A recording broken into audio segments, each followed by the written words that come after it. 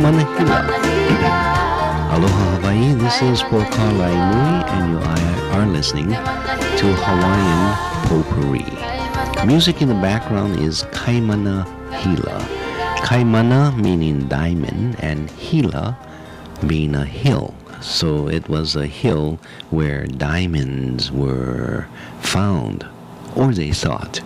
And so it was called Diamond Hill, or Hila, Kaimana Hila. And that was when the white traders or white folks came to Hawaii and thought they had discovered diamonds.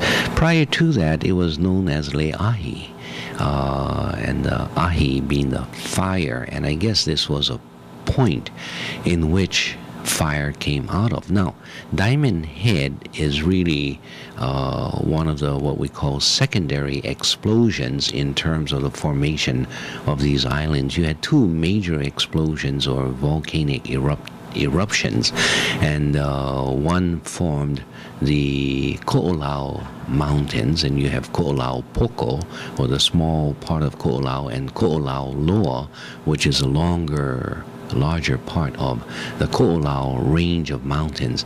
The other mountain is the Waianae Mountain, second large eruption.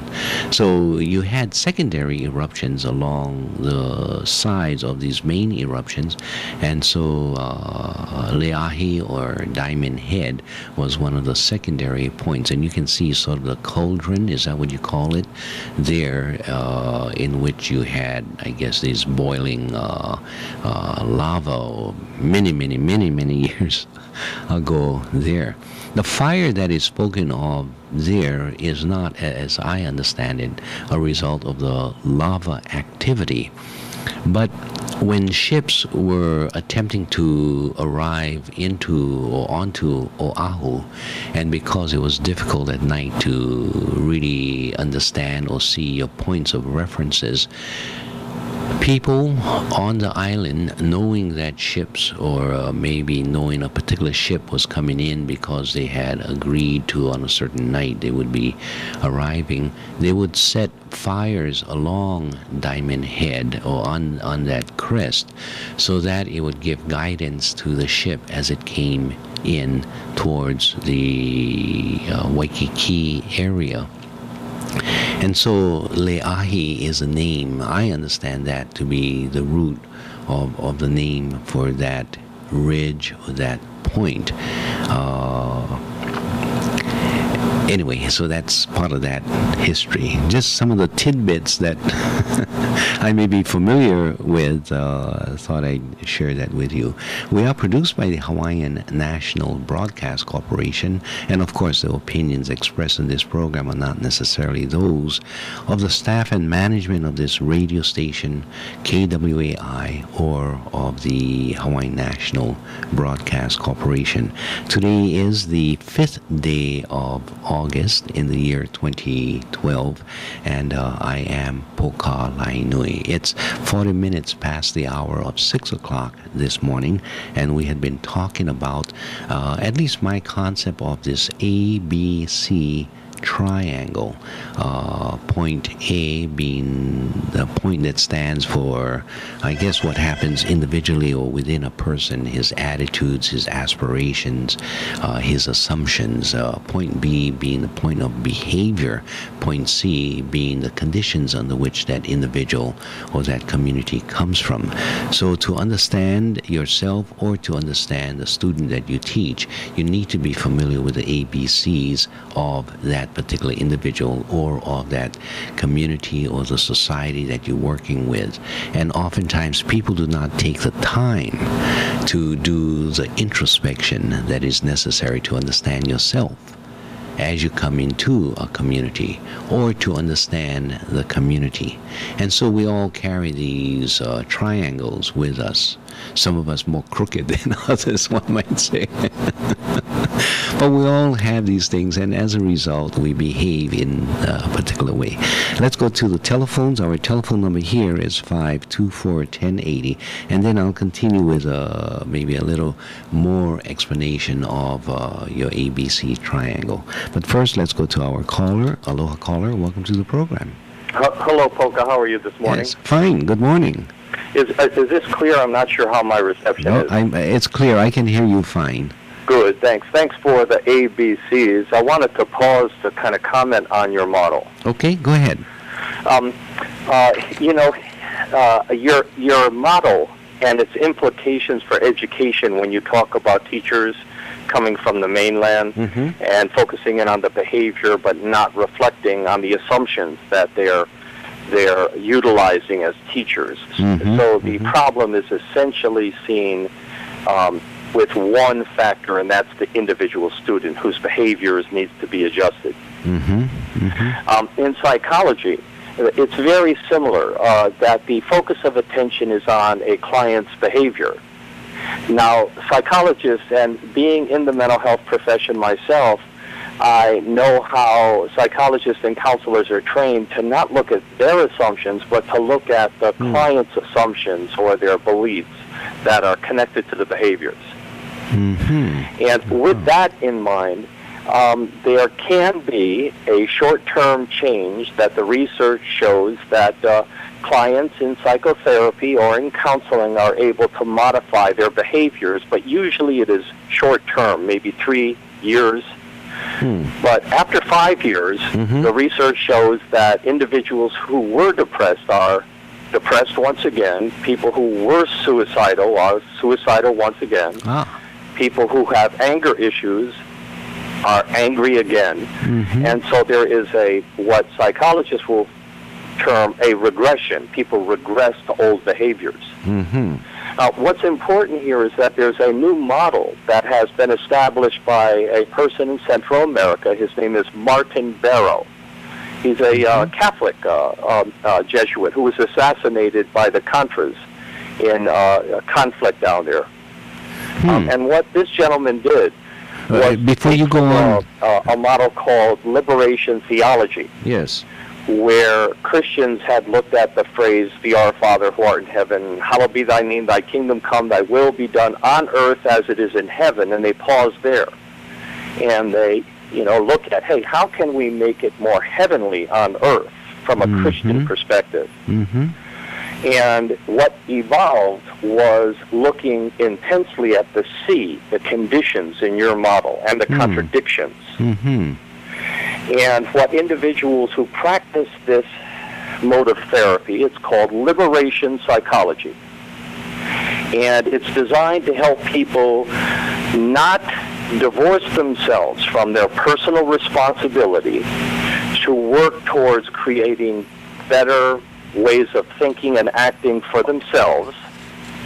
But it adds to that, how can the client act in ways that change the conditions of poverty, of discrimination, of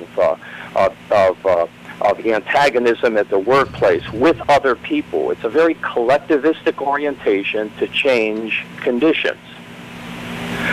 In any racial or ethnic group, especially ethnic or racial groups that are suffering psychologically and spiritually from oppression and racism, there's a tendency for many people in that particular group to talk about other members of their ethnic or racial group as being crazy when the individuals are really acting in ways that deal with the conditions. These are identified as more revolutionary thinkers, not necessarily reformists, but more transforming agents. So you look at Dr. King, who was accused of being a crazy agitator and an outsider. Or you look at Cesar Chavez, who was criticized both by whites and by members of his own group at different times as being crazy and filled with anger when he was a very peaceful man.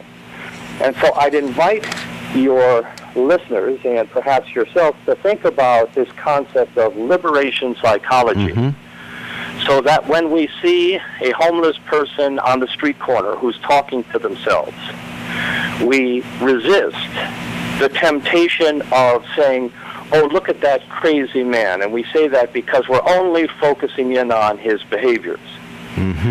Or if we see someone who's an outspoken activist who is trying to change the conditions, we resist from just saying, oh, he's crazy or she's a troublemaker.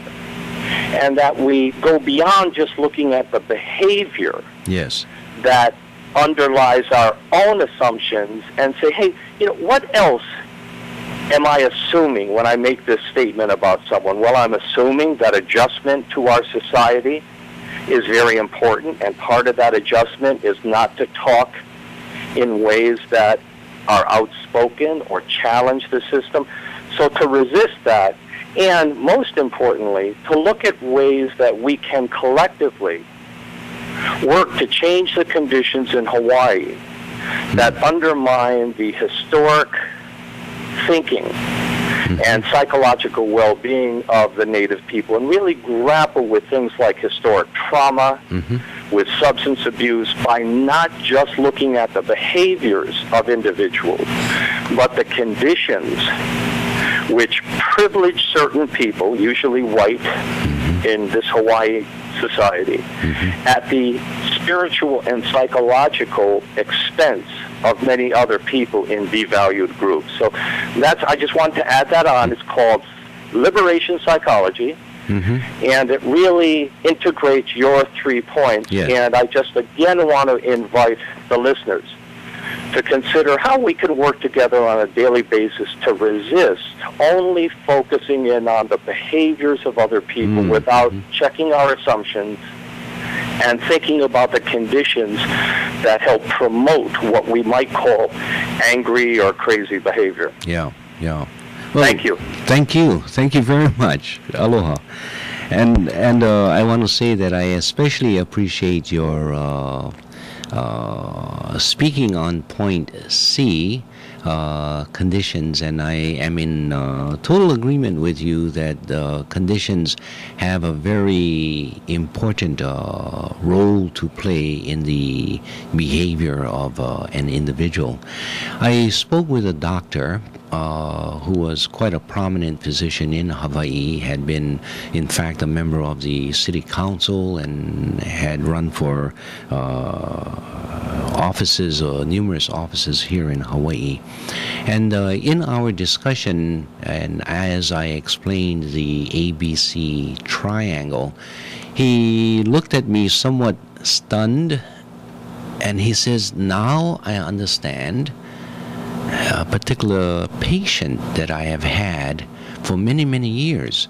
This individual was a former military man. He was a general in the military service in Vietnam and subsequently moved to Hawaii.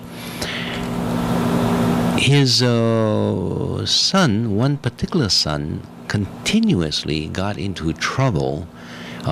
He would be arrested by the police, and this was an ongoing affair.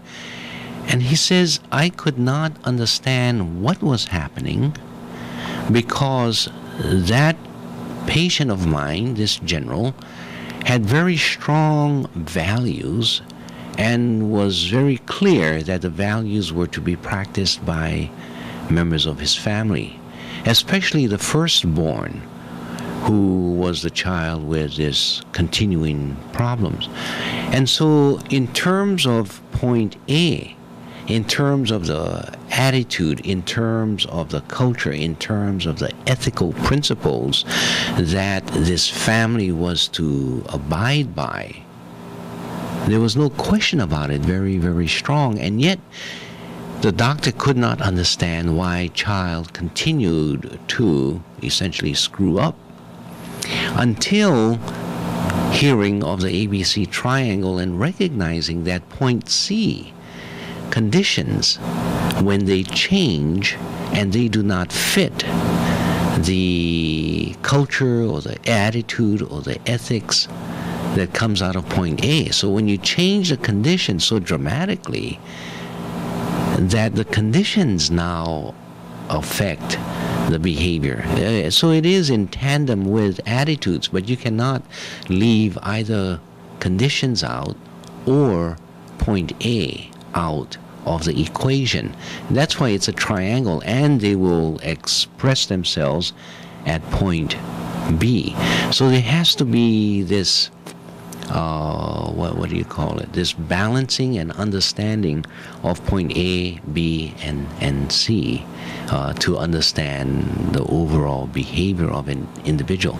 I'm very glad that Michael called and shared a deeper and some other basis for point C with liberation theology and the exploration that, or the explanation that he had come out with, especially with regards to that regression of an individual after a few years. If you don't change condition, but you just change behavior, and you throw the person back into the same conditions that he had come from, then you oftentimes will set the individual up for failure. Let me give you an example. I live in a place in the valley of Lualualei, in the area of Waianae, and in that valley there's a street that I live next to, not on. I live alongside, and that's called Pu'uhulu Road. And Pu'uhulu Road connects up with Puhawai Road, and Puhawai Road eventually leads, connects up with other streets out to Farrington Highway in Waianae. So I'm driving out on Pu'uhulu Road, and I come to the intersection at Puhawai, and I see this young man, very nicely dressed in a security uniform, very nicely built, and it's obvious he's waiting for the bus, or he's anxious to see if he can get a ride. So I stop next to him and I offer him a ride. So I say, "Hey, brother, you need one ride?" And he said, yeah, I'm going to work. So he gets into the car, and I say, you know, I lived here for over 60 years. Never saw you before in this area. Where you from? What you up to? So I live in right down the street with my grandmother, and I just got out of prison, and I'm going to work now, and I have a job. I have a security job, and so I'm going to work in security. I says, "Oh, that's great, and it's a good thing that you are able to get a job." He said, yeah, it's good, and yeah, I was in jail, and I have no intention of going back there and getting into the kind of stuff that I used to get into, which was into drugs and into other criminal activities. And so he says that while in prison, probably OCCC, he has become a born-again Christian. He has changed his value system, and he is dedicated never to going back to jail again or getting into these kinds of habits again. He's always been in the Waianae area, Nanakuli family, and moving into Waianae. So it's in essence the same community. And then he says that not only he's never going to get back into that activity, but he's going to try to get his girlfriend, who has been very closely associated with, who while he was in prison became associated with someone else and maintained her activity in the drug scene, who is now in jail, and he's trying to save her and pull her out and get her to associate with him, but he's having a difficulty there. And so I explained to him this ABC triangle in this car as I'm driving along. And his response is, yes, I can understand that, and I'm never going back to the same behavior because my attitude have changed. And I told him, watch out for conditions, because what they did, they drop you right back into the same community, and you're hooking up with the same girlfriend, and it sounds like it's a trap. But of course, it's not for me to judge. Just a warning to him. He said, "No worry, bro, I'm not going back to prison." I said, okay. So I said, okay, good. About 2 to 3 months after that, I met his grandmother who he had been staying with. And so I asked him, by the way, how's Kaleo? And she says, oh, poor thing, he went back jail.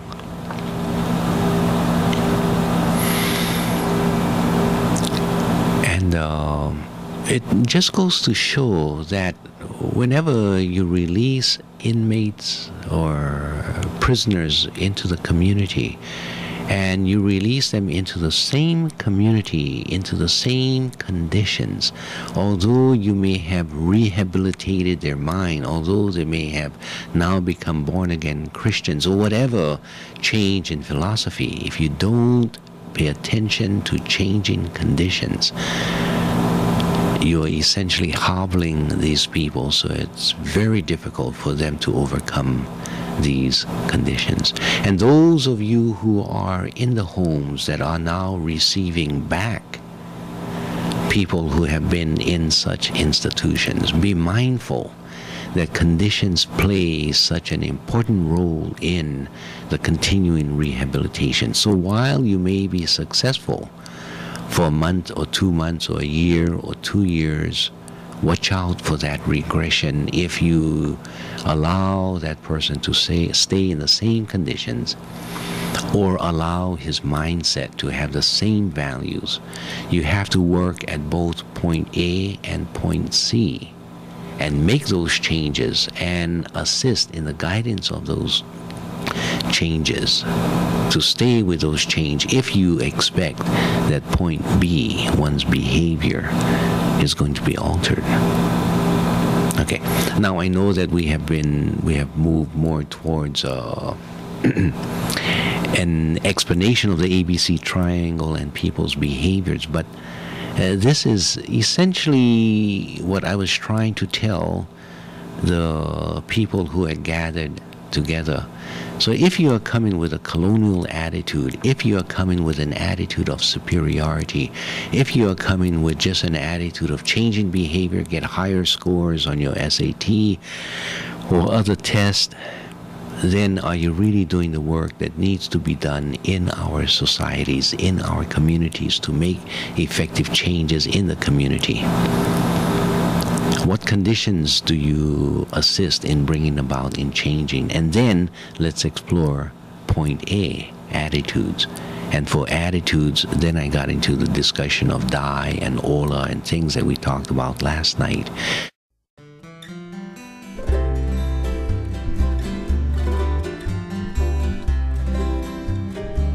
Kaulana na pua o Hawaii, hope o ka aina, iki mai ka elele o ka loko ino, pala pala anunu me ka paka.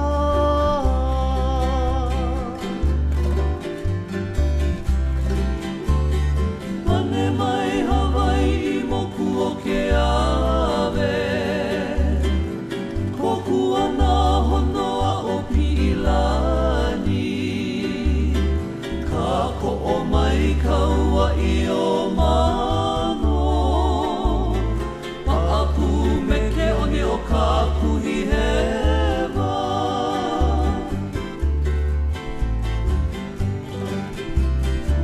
Aolea e kau I ka pulima, maluna o ka pepa o ka enemi, po'ohui ai nā ku ai hewa, I ka pono sivila a o ke kanaka.